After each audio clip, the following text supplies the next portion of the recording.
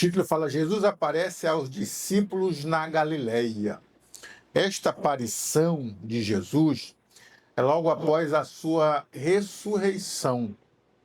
Então ele aparece ressuscitado, ressurreto, e aparece transformado, o corpo transformado. E o texto diz que os 11 discípulos partiram para a Galileia porque ele disse que estaria lá. Se os irmãos lerem os capítulos anteriores, ele dá ordem para que eles vão para a Galileia. E foram os 11, porque Judas já tinha ido. Então só tinha 11. E o texto diz: para o monte que Jesus lhe tinha designado. Jesus disse que estaria lá. E quando viram, adoraram. Olha só, isso aqui é interessante. Mas alguns duvidaram. Como que a turma vai duvidar de quem eles viram morto, viram ensanguentado, viram sepultado e agora ressuscitado, ele vai duvidar? Por isso que a Bíblia vai dizer que os judeus são pessoas de dura cerviz. Tem uma incredulidade. Nós também não somos muito diferentes, não, porque somos humanos. E se fôssemos perguntar para os irmãos quantos milagres Jesus fez na nossa vida, quantas coisas misteriosas, maravilhosas, milagrosas que já presenciamos, que às vezes nos pegamos incrédulos com as coisas de Deus. Não somos muito diferentes deles, não. O verso 18: chegando-se, Jesus falou-lhe dizendo: é-me dado todo o poder no céu e na terra. Porque Paulo diz que ele se despiu do seu poder e da sua glória e tomou a forma de servo, se tornou homem para viver como homem. Mas depois que a missão foi cumprida, ele retoma todo o poder que há, tanto no céu quanto na terra. A missão está cumprida. E agora ele designa, agora ele dá ordem. E ele diz: portanto, ide, é uma ordem, a gente chama de um imperativo, que é uma ordem imperativa, de que é alguém que ordena e deve ser cumprida. Ide, ensinai as nações. É um ensinamento. Ide e ensinai. Se a gente olhar na Bíblia, nos evangelhos de Mateus, Marcos, Lucas e João, se Jesus pregou mais ou ensinou mais? Ele mais ensinou do que pregou. Igual eu aqui, eu gosto mais de ensinar do que pregar. Prego mais na ceia, às vezes, raramente no domingo. Porque ensinar é a nossa missão. Ensinar é a nossa ordem que Cristo nos deu. E de ensinar. Nós precisamos ensinar esse povo. Às vezes esquecemos, temos que relembrar através do ensino. Às vezes estamos frios espirituais, desanimados espirituais. E precisamos nos animar através da palavra. Tem que ser aplicada a palavra. Por isso que eu ensino dioturnamente. E depois, as nações, através do evangelismo, ensinar sobre Deus, sobre os céus, sobre os infernos. E, se eles aceitarem, batizar. Qual que é a fórmula batismal? Em nome do Pai, do Filho e do Espírito. As pessoas têm que ser batizadas nas águas dessa forma. E ele reforça de novo, no último versículo. Ensinando-as. Agora tem que ensinar a turma a guardar. Ensinando-as a guardar tudo que eu vos tenho mandado. Nós precisamos guardar. Às vezes viemos na igreja, às vezes aprendemos, mas não guardamos. Precisamos guardar. Eu já ouvi a palavra. Mas lembra? Não lembro. Não guardou. Né? E o texto diz: escondi a tua palavra, guardar a tua palavra. O rei sábio Salomão escreve assim: de tudo que se deve guardar, guarda o teu coração, porque dele procede as saídas para a vida. E a gente não guarda o coração, não guarda a mente. Muita mente é atingida por palavras negativas, por palavras que desmotivam, e a gente não sabe guardar a mente. E daqui a pouco estamos desanimados, estamos revoltados, entristecidos e paramos a nossa missão, porque não guardamos a mente, não guardamos o coração, não guardamos a boca, não guardamos os ouvidos. E o guardar aqui é abrangente. Mas não é sobre isso que eu quero falar. Quero falar o que ele disse assim, ó. E eis que estou convosco todos os dias, até a consumação dos séculos. É essa última frase aqui que eu quero dizer hoje. Eis que estou convosco. Jesus quem disse? Ele não disse, eis que estarei, como se isso fosse futuro. Eis que estava com vocês, agora eu vou para meu Pai. Não, não. Eis que estou. Porque para Deus não tem um tempo passado, um tempo futuro. O tempo é um tempo só. Ele é o Senhor do tempo. O tempo existe para nós, pobres, miseráveis, falíveis, limitáveis, limitado ao espaço desse. Nem sabemos o que está acontecendo ali fora. É o nosso limite. Limitado ao tempo, porque não conseguimos voltar ontem para consertar o que ficou, ou adiantar amanhã para saber o que haverá, o que há de ser depois das eleições, não sabemos. Agora, ele não está limitado ao tempo, ele disse, eis que estou, então ele está. Eis que estou convosco todos os dias. Então é um sermão temático. E o que implica ele estar presente? Irmãos, quando nós olhamos no Novo Testamento, todos queriam estar com Jesus. As crianças corriam para a presença, para o colo dele. Os discípulos queriam impedi-lo. Eles não os impeçais, deixa vir a mim os pequeninos. Por que as crianças queriam estar perto de Jesus? Porque ele cuidava delas, abençoava-as, dava atenção para elas, respondia às demandas delas. Os jovens queriam estar com Jesus.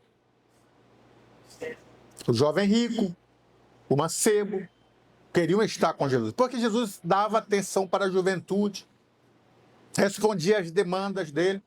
As mulheres, elas faziam parte do ministério de Jesus e diga-se de passagem, o único rabino ou rabi que no ciclo do seu discipulado tinha mulher, era só Jesus. Os demais mestres só tinha homem. Então as mulheres queriam estar com Jesus, os velhos queriam estar com Jesus. Por que as pessoas queriam estar com Jesus? O texto diz que Jesus foi ensinar os discípulos na montanha. Aí foi chegando as pessoas, daqui a pouco tinham quase 5.000 homens, fora as mulheres e as crianças. Por que as pessoas queriam estar com Jesus? Logo após a multiplicação dos pães e dos peixes em São João 6, ele entra no barquinho e atravessa do outro lado do mar, mar de Tiberíades. Não tem ninguém, só os discípulos e eles lá. Daqui a pouco a multidão, para onde que o mestre foi? Atravessou o lago. Todo mundo tomando seus barquinhos e indo para onde Jesus estava. Por que a multidão queria estar perto de Jesus? Daqui a pouco Jesus disse para os seus discípulos, um pouquinho de tempo. E o que há de ser, será. Eu me ausentarei. Eu vou para onde eu vou, vocês não podem ir agora. E o texto de João 14 diz que eles começaram a entristecer-se por saber da ausência de Jesus. Porque queriam estar na presença de Jesus. Por que os discípulos se entristeciam em pensar que Jesus estaria ausente? São João 21 disse que quando amanheceu o dia, que Jesus já estava sepultado, os discípulos estavam fechados em uma sala, entristecidos pela ausência de Jesus. Por que é que eles estavam tristes? O que a presença de Jesus causava? Porque todos queriam a presença de Jesus. O que a presença de Jesus nos proporciona? E agora a frase que lemos. O que significa estarei convosco todos os dias? Tanto no Antigo quanto no Novo. O que significa isso? Esse que estou convosco todos os dias. Ele está conosco. O implica nisso o quê? A presença de Jesus na nossa vida, no nosso meio, na nossa família, na nossa igreja, implica no quê? O que significa isso? Na Bíblia. Não é somente aquela frase que a gente ouve dos nossos obreiros, quando damos uma demanda, uma missão, aí todo mundo, estamos juntos, hein, pastor? Ó, estamos nessa. Mas cada um vai para o seu rumo. Estamos juntos no propósito, estamos juntos. Tá ok, é ótimo. Mas não é esse significado que Jesus disse, esse que estou convosco todos os dias. Não é isso. A primeira coisa que eu coloco aqui, que a presença de Deus implica para mim, para você, para a nossa igreja, é a proteção.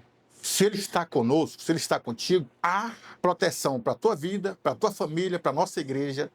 Tem proteção. Vocês lembram do Salmo 91, no Antigo Testamento, o verso 7, onde ele diz: 1000 cairão ao teu lado, 10.000 à tua direita, mas tu não será atingido. Por quê? Porque a presença de Deus está conosco. E aonde no texto diz que a presença de Deus está? Aquele que habita no esconderijo do Altíssimo. Pronto, meu irmão, a presença de Deus. A presença de Deus proporciona proteção. Vocês lembram de Isaías 43, se eu não me engano, verso 2, que diz assim: quando passares pelas águas, estarei contigo. Quando passares pelos rios, eles não te submergirão. Quando passares pelo fogo, não te queimarás, nem a chama arderá em ti. Por quê? Porque isso é símbolo de proteção. A presença de Deus, ela nos protege, nos blinda, nos guarda. Lembra do Salmo 23, 4? Quando o salmista diz assim: ainda que eu andasse pelo vale da sombra e da morte, não temerei mal algum, porque tu estás comigo. A presença de Deus proporciona proteção. Por isso que ele diz: esse que estou convosco todos os dias. Isso implica muito, irmãos. Tanto para ele quanto para nós. Para ele, para nos proteger. Para nós, para sermos protegidos. O que a presença de Deus proporciona? Esse que estou convosco todos os dias. Proporciona cuidado. Ele cuida de nós. O texto de Mateus, capítulo 10, versículo 30, diz que até os nossos cabelos da cabeça estão todos contados. Ele sabe quantos cabelos tem. E olha que é difícil saber quantos fios de cabelo há na cabeça de cada um. Claro que tem uns aí que dá para descobrir, mas já tem uma pistona maior aí, né? Tem uns fiozinhos, tem menos. Mas tem outros que tem um cacholão grandão, o cabelo é maior, é difícil contar, né, irmão? Mas proporciona o cuidado que o Senhor Deus dispensa para nós. Vocês se lembram, em Êxodo, tem uma passagem que diz assim: quando o povo de Israel saiu do Egito, que foi para o deserto, que não tinha lojas, shop center, para eles comprarem roupas, sapato, e eles ficaram no deserto 40 anos. E o texto diz: o Senhor cuidou deles, que a roupa não envelheceu e o calçado cresceu no pé da criança. Meu irmão, só para quem é crente para acreditar nisso, né?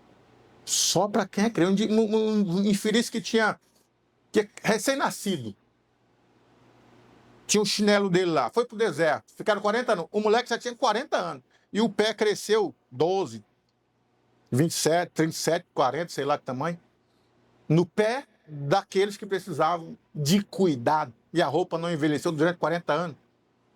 Tem roupa com 1 ano de uso, já tem que comprar outro, né?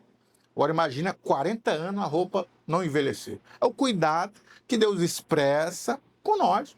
1 Pedro 5, o texto de Pedro diz exatamente isso, que a gente deve lançar toda a nossa ansiedade, porque Ele tem cuidado de vós. Está ansioso? Joga essa ansiedade para Ele, meu irmão, não morra com ela não. Estou triste? Joga essa tristeza para Ele. Estou depressivo? Vai nos pés dEle, que Ele vai cuidar de você. Eu acho bonita aquela passagem de Atos, quando Pedro estava preso para ser morto no outro dia. Pedro, vai ficar preso aí até amanhecer o dia. Está de noite, amanhã nós vamos te executar. A espada de Herodes vai degolar a tua cabeça. Aí Pedro fez o quê? Dormiu. A gente, quando está preocupado, eu fui despedida, aí já não dorme de noite, ansiedade, não dorme, acaba o sono, acaba a fome. Né? Tem os boletos amanhã para pagar, 20 mil. Paulinho tem 20 mil de açaí para pagar amanhã e não está entrando. Não dorme, não tem fome, não tem sono. Até o açaí ele não desce. E Pedro, que estava preso para ser executado no outro dia, estava dormindo. Dormiu. O anjo do Senhor chegou lá e tocou esse acorda, rapaz. Tá na hora de rapar fora, vamos embora. Portãozão, abriu. Olha só o cuidado de Deus com Pedro. Pedro levantou, viu o portão, correu. Falou, não. Coloca teu chinelo, rapaz, você vai descalço. O cuidado dele para não ir descalço. Aí ele calça o chinelo e vai correr. Não, rapaz, pega a tua capa. Tá frio lá fora. O cuidado de Deus com os mínimos detalhes para a nossa vida. Deus é um Deus que cuida de cada um por nós. Então, irmãos, esse que eu estou convosco todos os dias significa exatamente isso: proteção, o cuidado de Deus para a nossa vida, a provisão. É uma outra coisa que a presença de Deus nos proporciona: provisão. A primeira vez que aparece a palavra proteção ou provisão é em Gênesis 22, quando o Senhor Deus pede o filho de Abraão, Isaac, e ele vai. Ele deixa no pé do monte os seus moços e chama o filho e pega a lenha e sobe. E o menino fala, pai, o menino acostumado a ver o velho levantar o altar de sacrifício, pergunta, tá aí o cutelo, tá aqui o fogo, tá aqui a lenha, mas e o cordeiro? Cadê o cordeiro, papai? Aí Abraão fala, meu filho, o cordeiro para si Deus proverá. Que significa Deus é Jeová e prover é Jirê. Jeová Jirê, o Senhor que provê. Então, quando nós estamos na presença de Deus, nós temos a provisão para a nossa vida. Todas as vezes que ele diz, eis que estou convosco, todos os dias, até a consumação do século, a presença de Deus conosco, todos os dias, ela provê tudo para a nossa vida. Nós não vamos morrer, a não ser que ele queira, porque ele pode prover escape. Você não vai passar fome, porque ele vai prover para a sua vida. Você não vai morrer de tristeza, porque a tristeza pode durar uma noite, mas a alegria vem pela manhã. O Senhor Deus proveu na vida dos leprosos, 10 leprosos, 2 leprosos, 1 leproso, todos foram curados. O Senhor Deus proveu a visão na vida do cego Bartimeu. O Senhor Deus proveu a felicidade na mulher samaritana, em São João 4. O Senhor Deus proveu a salvação para a mulher adúltera, em São João 8. E assim, meu irmão, a Bíblia está cheia de passagens que o Senhor provê. Agora tem um detalhe. A provisão que Deus proporciona não é aquela provisão que nós, às vezes, proporcionando para o irmão. Reunimos aqui, meus irmãos, temos alguém que está com a luz cortada, vamos tirar uma oferta e vamos prover o pagamento para que a irmã tenha energia. Aí nós fazemos e levantamos. Meus irmãos, nós temos alguém que precisa de um sacolão. Todo mundo dá, eu dou 2 pacotes de arroz, outro eu dou 2 latas de óleo e gente provê. Não é essa provisão. A provisão que o Senhor Deus tem para nós é uma provisão onde ninguém pode prover, é uma provisão onde ninguém pode fazer. Ele vai lá e provê e ele vai lá e faz. É essa provisão que o Senhor faz. Quem poderia prover na vida do cego? Não tinha medicina. Vê, a tua fé te salvou. Quem poderia prover na vida do paralítico de Marcos 5, 38 anos, na beira do tanque?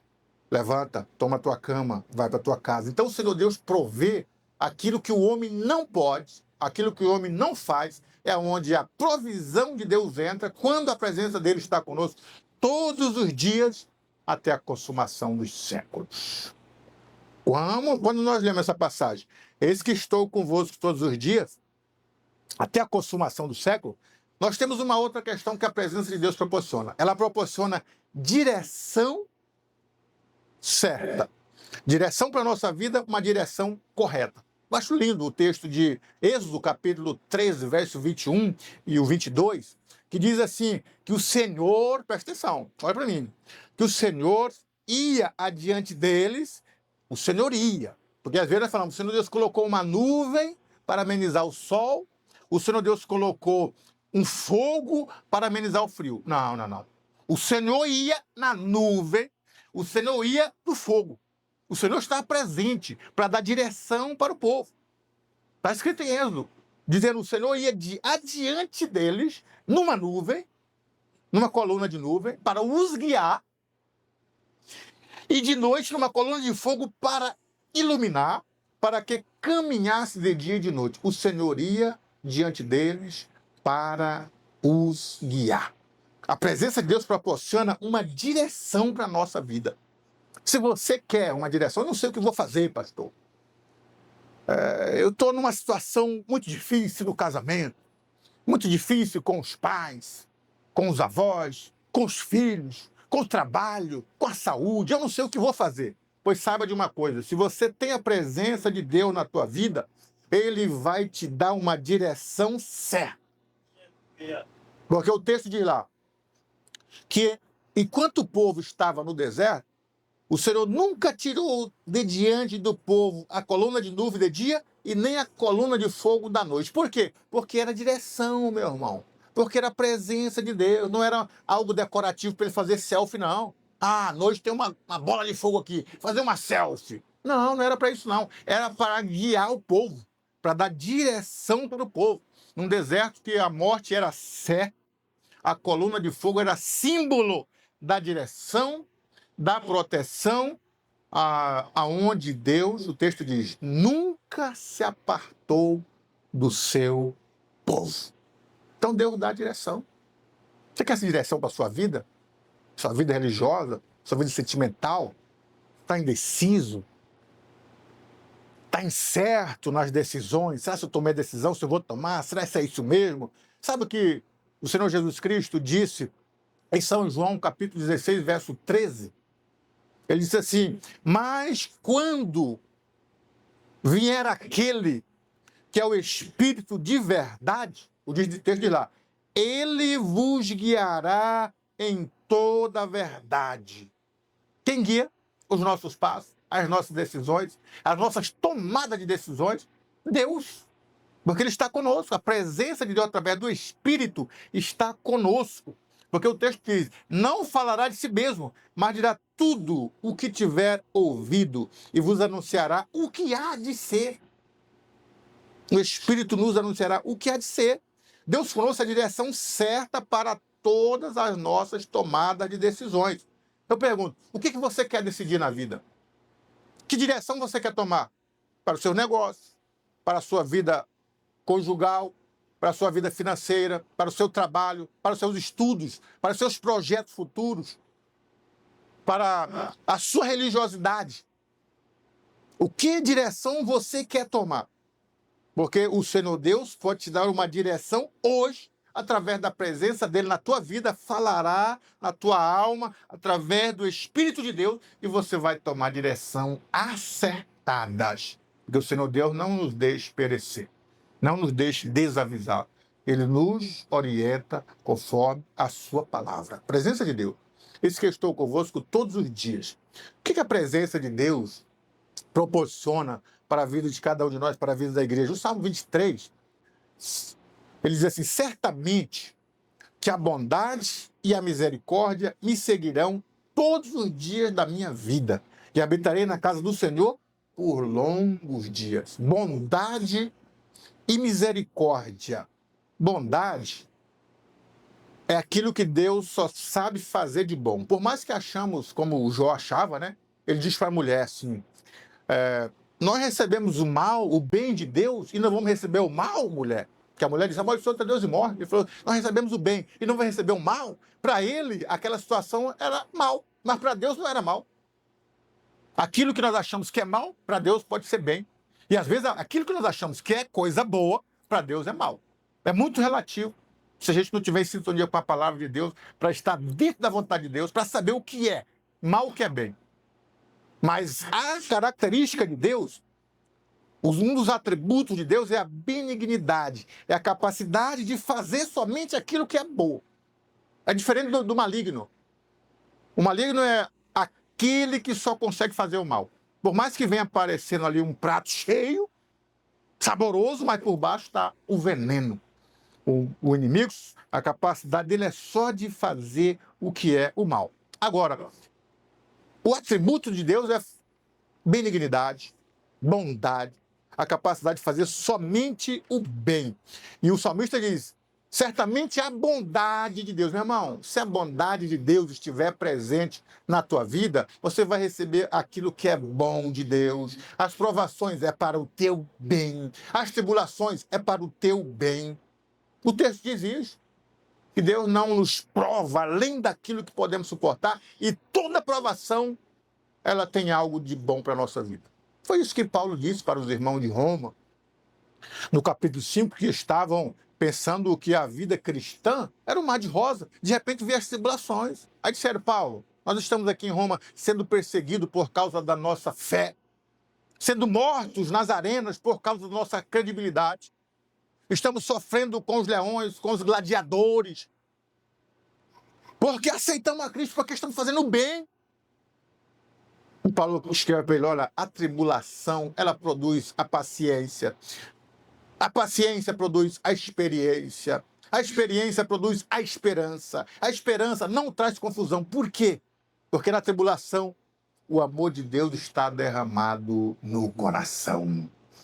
Então, Deus tem bondade para a nossa vida, tem benignidade para a nossa vida. O apóstolo Pedro escreveu quando disseram para ele que a igreja de Roma estava sendo levada às famílias para ser digladiada nas arenas do Coliseu Romano. Pedro, você não sabe. Levaram a igreja inteira. 200 irmãos morreram no Coliseu. Chegaram a notícia para Pedro. Pedro, os leões, os leopardos e os tigres já não querem comer mais crentes. É o dia inteiro comendo, eles não ligam mais. Aí vem os gladiadores. Matavam tantas pessoas que cansavam. O texto diz que a mão ficava grudada na espada sem força. Tinha os gladiadores. Coloca todo mundo amarrado na arena, na areia. Coloca o sistema de irrigação aí do Coliseu. Todo mundo deitado, a água subia, morreu o restante afogado. Ainda sobrou muito crente. Pendura aí nos postes aí para dar luz para a cidade de Roma. Pedro, e agora nós estamos sendo vituperados, estamos sofrendo o vitupério. E Pedro escreve, se pelo nome de Cristo sois vituperados, bem-aventurados sois, felizes sois, porque sobre vós repousa o Espírito da glória de Deus. Mesmo no vitupério, a presença de Deus estava com eles todos os dias. E a presença dava confiança, credibilidade, esperança. Morriam aqui, mas alcançavam a esperança no céu. Certamente que a bondade e a misericórdia. A misericórdia é compaixão pela miséria alheia. Isso que significa misericórdia. São duas palavras gregas, que é miser, de miserável mesmo, e córdia, de cardia, de coração. É dar o coração para um miserável, dar a vida por um miserável. Foi exatamente isso que Jesus fez por nós. E o texto diz certamente que a bondade e a misericórdia me seguirão todos os dias. Porque se Cristo está conosco, se a presença de Deus está conosco todos os dias até a consumação do século, a misericórdia nos seguirão todos os dias da nossa vida. Que é o diferente de justiça, né? A justiça de Deus e a misericórdia, elas parecem que se contrapõem. Porque a justiça, ela é reta. Quando a justiça de Deus olha para nossas falhas, a justiça quer punir. Você errou. Deve punição. Deve ser executado. Deve ser cobrado. Mas aí a misericórdia entra e diz, não, calma. Vamos ter mais um pouquinho de paciência, porque ele pode se arrepender e a graça pode alcançá-lo. E a miséria. Por isso que o texto diz assim, que a misericórdia do Senhor, elas são novas a cada manhã. Por que as misericórdias do Senhor são novas a cada manhã? Porque hoje nós erramos, fomos alcançados pela misericórdia. Amanhã nós erramos de novo, a misericórdia nos alcança. Depois nós erramos de novo, a misericórdia nos seguirá todos os dias da nossa vida. Todos os dias estamos pecando, todos os dias estamos tentando acertar, todos os dias estamos falhando, todos os dias estamos em falta. Mas se as misericórdias se renovam a cada manhã, todos os dias a bondade e a misericórdia nos seguem todos os dias da nossa vida para nos alcançar. Quem que não falha todos os dias? Quem que não tem um pensamento impuro todos os dias? Quem que não fala nas palavras todos os dias? Quem que é perfeito? todos os dias. Certamente que a bondade e a misericórdia. A misericórdia de Deus, ela vem acompanhada da graça. A presença de Deus nos proporciona a graça. O texto de Colossenses, de Paulo escreve aos Colossenses, capítulo 2, verso 14, o texto diz que ele arriscou a cédula que era contra nós nas suas ordenanças. Sabe o que significa? Naquela época, eu me lembro que meu avô era na quitanda fazer compras. Uma lata de óleo, 1 quilo de sal, um pacote de açúcar. O que você vai fazer, seu Paulo? Coloca aí na promissória. Final do mês eu recebo, vou colocar a roça, vou colher, vou vender, eu venho e te pago. Pegava a promissória, colocava 1 quilo de sal, uma lata de óleo, um pacote de açúcar. A dívida estava lá, registrada. Final do mês eu chegava com resgate, me dá a promissória, me dá aqui, rasgavam ela. Era assim conosco. Nós tínhamos uma célula que estava o teu pecado, o meu pecado, o nosso pecado, os vossos pecados. E Jesus pegou essa cédula e disse, não, estão devendo, todo mundo está devendo, todos pecaram. Todos estão destituídos, me dá aqui a cédula que era contra nós, nas suas ordenanças, cravou na cruz, rasgou, está pago. A dívida está pago.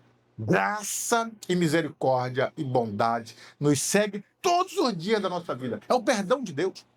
É o perdão de Deus. Perdão sem amor não é perdão. Muitas pessoas dizem que perdoou, mas não ama mais. Ele para lá ou para cá.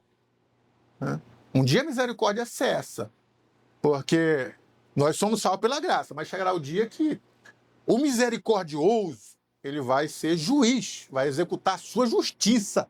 Aí não é mais misericórdia. Graças a Deus que o favor de Deus nos alcançou e nos perdoou. Agora nós, eu e você e todos nós que somos aqui, nós somos igual aquele homem que devia.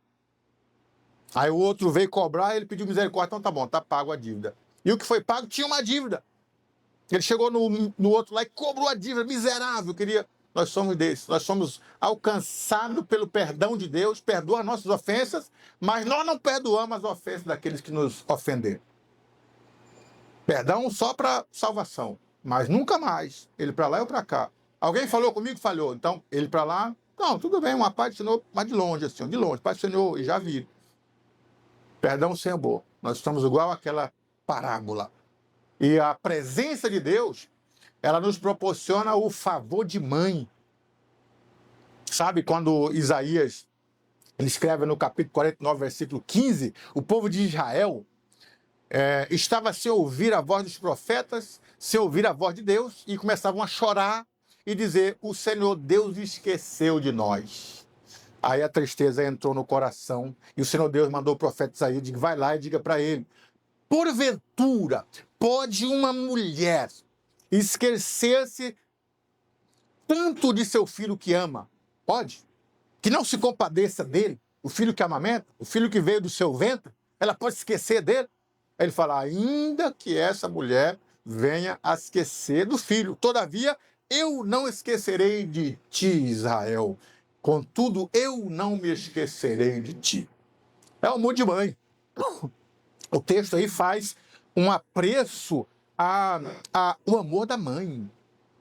O meu colega, professor Valdeci, ele disse que quando era pequeno, não tinha na casa a figura paterna. E tinha muitos filhos, a dificuldade financeira era enorme. Aí a mãe ia lavar roupa, ia limpar casa, para poder trazer o pão de cada dia para os filhos. E ela comprava frangos e muitos frangos. E ele disse que via ela, colocava uma coxa para um filho, uma coxa para outro, uma asa para outro, um peito para outro, e ela pegava os pés e comia os pés da galinha. Aí ele foi crescendo e chegou, mamãe, a senhora gosta muito assim de pé de galinha, porque toda vez, durante anos e anos, a senhora come muito pé de galinha. Aí ela disse, não, meu filho, não é que eu gosto de pé de galinha, não. É que eu prefiro que o filho coma a coxa, coma o peito, vocês ficam satisfeitos. A mamãe se dá por satisfeita de comer o pé. Não é que eu gosto, é que eu quero que vocês se sintam bem e se sintam melhor. E aquilo entrou no ouvido dele, no coração dele, que ele nunca mais esqueceu. Todas as vezes, de repente, ele se lembra da mãe, tem que ir na minha mãe, tem que ir na minha mãe, uma viagem na minha mãe. E até hoje ele é atencioso e dá um sustento para a mãe dele. Porque a Bíblia compara o amor de Deus ao amor de mãe. E ainda mais perfeito, porque às vezes as mães podem ser desnaturadas e esquecer os filhos. Mas o Senhor Deus não esquece. Não esquece. Eu estava com um projeto da faculdade com o Mauro. Aí nós fomos no presídio aqui. Eu não sei qual que é esse presídio que vem aqui e dá uma volta assim. Um presídio ali. Foi eu e o Mauro para apresentar o projeto, para o diretor de presídio. E era um dia de visita. E ali tinha muitas mulheres com bolachas, com sabonetes, com pastas de dente, com doce, com lençol, com uma roupa. E eu nunca tinha ido em presídios assim. Entrei a primeira vez, fiquei olhando aquilo, já com medo de ficar preso ali também, né? E eu olhei aquelas filas e eu perguntei para o moço, por que esse tanto de mulheres, vão fazer o quê? Meu filho, essas aí são as mães dos presos. Elas vêm todos os dias. Mas os homens são presos. Mas para elas são filhos. Não interessa se é preso, que bandidagem é, que periculosidade é o bandido. Para ela é filho, ela faz o carinho, ela leva alguma coisa, ela faz algo. E a Bíblia compara o amor de Deus ao amor de mãe, mais perfeito ainda. Ainda que essas mães se esqueçam, eu não esqueço de ti. Porque às vezes nós nos pegamos pensando que Deus nos esqueceu, que a nossa promessa não vai ser cumprida. Eu vou falar daqui a pouco. E Deus, ele não vai agir até quando? Vai agir quando? Quantas pessoas, tanto do Antigo quanto do Novo Testamento, se pegaram pensando assim, Deus se esqueceu de mim, Deus não se lembra de mim, Deus não entra, não age. O povo de Israel estava 215 anos de escravidão no Egito, clamando assim, Deus nos esqueceu, Deus não age, Deus não ouve, Deus não entra em ação. E Deus chama Moisés, não, Moisés, eu tenho ouvido atentamente o clamor do meu povo que está no Egito, desci para livrá-lo, tirá-lo daí. O Senhor Deus é um Deus que ouve. Só que ele responde na hora certa, não na tua hora. Ele reza na provisão, na hora dele, não na tua. É no tempo dele, não no teu. É que ele age, que responde, que fala e que entra com a provisão. Porque o Deus, nosso Deus, se ele está conosco todos os dias até a consumação do século, e nós estamos com ele, porque é preciso estar com ele, as promessas são cumpridas. Porque todas as promessas que há em Deus são nele sim, por ele o amém, para a glória de Deus Pai. 2 Coríntios, Paulo escreveu que todas as promessas são para ele. Deus faz as promessas, Jesus Cristo executa as promessas. Porque promessas são para... As promessas de Deus, presta atenção, todas as vezes que a Bíblia fala das promessas para o seu povo, elas são para o que eu sou e para o que eu faço. Pode olhar na Bíblia, é assim. O que eu sou e o que eu faço. Todas as promessas. O Salmo 34:10 é uma promessa. Os filhos dos leões necessitam e sofrem fome. A promessa. Mas aqueles que buscam o Senhor, de nada tem falta. O que eu faço? Busco o Senhor. Ou eu sou ou eu faço. O texto de Salmo 34:7 diz assim, o anjo do Senhor acampam-se ao redor dos que o temem. O que eu sou? Temente. E os livra. É para que eu sou e para o que eu faço as promessas de Deus. Por isso que todas as promessas são por ele o amém. O que eu sou? O que eu faço? Você ora? É o fazer. Você é temente? Você é obediente? Você é fiel? Para que a promessa cumpra na sua vida? O texto de Salmo 34 que diz, os olhos do Senhor estão sobre o justo. O que eu sou? Justo. Os olhos do Senhor estão sobre os justos. E os seus ouvidos atentos ao seu clamor. Ele ouve porque eu sou justo, não ímpio. Então o que eu sou? O que eu faço para receber o favor do Senhor? No Novo Testamento ele fala para os discípulos, mas o que eles eram? Discípulos. Eis que vos dou poder para pisar serpentes e escorpiões e sobre toda a força do inimigo, e nada vos fará dano. Lucas 10:19. O que eles eram? Discípulos. A promessa são para os discípulos. Você é discípulo de Cristo? Você é obediente? Você é fiel? O que você é? O que você faz para que as promessas de Deus te alcancem? Porque todas elas, tanto no Antigo quanto no Novo, sempre são para o que eu sou ou para o que eu faço. O texto lá de 1 João 5,18. Sabemos que todo aquele que é nascido de Deus não peca. Mas o que de Deus é gerado, conserva a si mesmo, e o maligno não lhe toca. O maligno não toca quem? Quem é o quê? Quem é nascido para o que eu sou e para o que eu faço.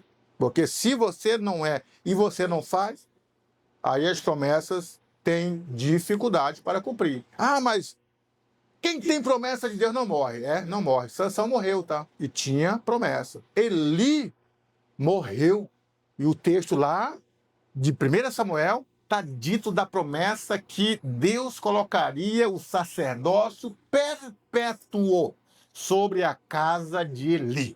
Mas qual que era a condição para que o sacerdócio perpetuasse na casa de Eli? Ser fiel. Promessa para quem faz. Faça o quê? Faça correto a lei. E seja o quê? Seja fiel. Quando Eli permitiu que os seus filhos pecassem e fizesse desviar o povo do caminho do Senhor, o Senhor Deus chegou e disse assim: eis que eu tiro de ti o sacerdócio por perpetuidade eternamente da tua casa. Quem tem promessa não morre? Morreu Eli, morreu os filhos dele. Esse jargão não está na Bíblia, não. Quem tem promessa de Deus não morre. Então, tudo bem, Deus fez promessa para mim, eu vou para lá, vou para cá, faço aqui, faço ali, não vou morrer. Porque quem tem promessa de Deus não morre enquanto você é, enquanto você fizer. Porque se deixar de fazer e deixar de ser, morre, tá? E eu poderia continuar dizendo aqui de textos, né? Esse versículo não tem na Bíblia, não. Quem tem promessa de Deus não morre. Eis que estou convosco todos os dias, até a consumação dos séculos. Se ele está conosco todos os dias, porque ele é um Deus fiel. Se ele disse, ele vai cumprir. Por que ele cumpre? Porque ele é fiel. Ele é fiel. Então, se ele disse, ele vai cumprir, porque ele é fiel. O texto de Romanos, capítulo 3, versículo 4, Paulo diz: de maneira nenhuma, sempre seja Deus verdadeiro e todo homem mentiroso. Deus sempre seja Deus verdadeiro. Sempre seja Deus verdadeiro. Como está escrito: para que seja justificado em tuas palavras e venças quando fores julgado. Então, a fidelidade do Senhor conosco, irmão. Às vezes a gente vê nos carros assim, ó: Deus é fiel. Aqueles adesivos, Deus é fiel. Tudo bem, isso aí a gente sabe que Deus é fiel. Agora, a pergunta é: você é fiel a Ele? Nós somos fiéis a Ele? Ele vê um adesivo assim: eu sou fiel a Deus. Mandar fazer, eu sou fiel a Deus. Colocar nos carros. Porque a gente vê, Deus é fiel. A gente sabe que Deus é fiel, está na Bíblia. Agora, eu sou fiel? Eu sou obediente? Ou eu sou falho? Porque Deus é fiel. Jeremias 1:12. E disse-me o Senhor: viste bem, porque eu velo sobre a minha palavra para cumpri-la. Ele vela pela palavra para que ela cumpra. Então a gente vê que Deus é fiel na nossa vida. A fidelidade do Senhor na nossa vida, ela proporciona isso. Por isso que ele diz: estou convosco. E a presença dele na nossa vida proporciona tudo isto. O que ele prometeu, ele vai cumprir, meu irmão. O que Deus prometeu para a sua vida? Eu acho que todos nós aqui já recebemos alguma promessa de alguma forma. Que ele vai cumprir a nossa promessa. O que Deus já te prometeu que ainda não cumpriu? Ministério para a sua vida? Prometeu abençoar a tua família? Prometeu resgatar teus filhos? Prometeu emprego para você? Sustentar no emprego? Prometeu saúde? Prometeu bênção? O que Deus prometeu para a tua vida? Porque ele é fiel para cumprir. A fidelidade do Senhor está patente aos nossos olhos. Tudo aquilo que o Senhor Deus fala, ele cumpre. O texto diz assim: quando é o Senhor que fala, o texto, ele vela pela sua palavra para cumpri-la. Quando é o Senhor, meu irmão. Quando é o homem, não adianta. Quando é alguém, quando é o inimigo, não adianta. Mas quando é o Senhor que promete, ele vela pela sua palavra para cumpri-la. Para cumpri-la. Então nós, na presença de Deus, temos as promessas e a fidelidade de Deus para a nossa vida. E hoje eu vim aqui para dizer para os irmãos: o que é que Deus já prometeu para você que falta cumprir? Fala para mim. Abençoar na sua vida financeira? Prometeu isso? Abençoar seu casamento, seu ministério?